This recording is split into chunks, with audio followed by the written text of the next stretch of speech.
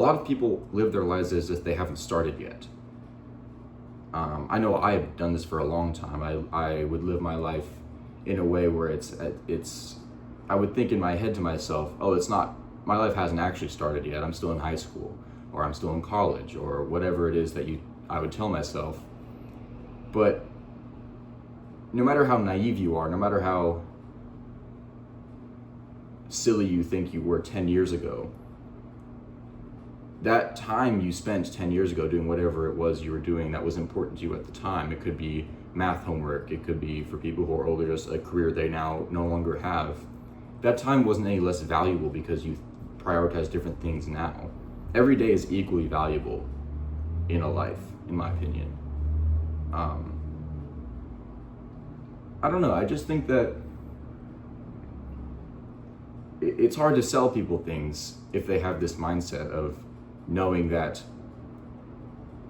the things that really bring life meaning aren't purchasable.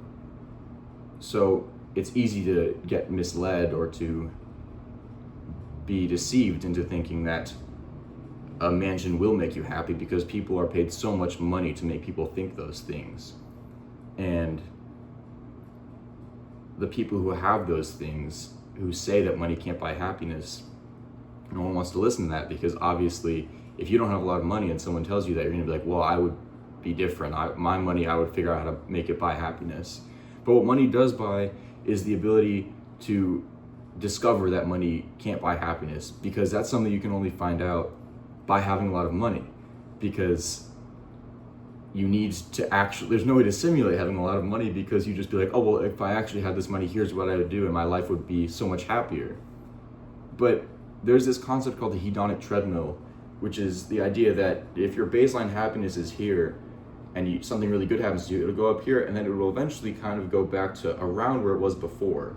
And the same is true for if anything happens in your life that makes it worse, it will eventually creep back up. And it's a really cool concept because it makes so much sense to me that happiness is not a permanent spike in your life, it's just kind of a hill. And then you have to figure out how to enjoy the flat line of life to make it worthwhile. Because people live their lives and they define their lives by these hills that last for maybe days at a time, maybe a few weeks if you're getting married or something. But life is just hills and valleys, and people fixate on these hills and valleys all the time and act like the flat lines or weeks or months where nothing much happens at all are unimportant. But that is what is most important, in my opinion. And it is simultaneously very relieving and a bit stressful to realize this, because if you look down all the way to the end of your life on this line, you'll just see a line with a little bit of variation over many years. And that can be a little concerning, because we all want to imagine that we will achieve our dreams and our life will be so much better than it is right now. But it won't, because that's not how happiness works, or sadness. It's not how any of it works.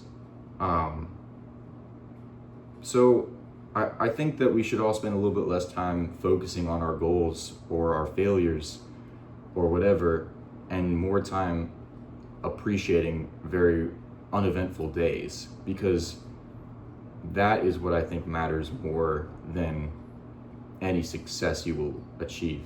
Because no matter what goal you have, if you achieve that goal tomorrow, you'd still have to get up and do whatever you do the day afterwards, you know?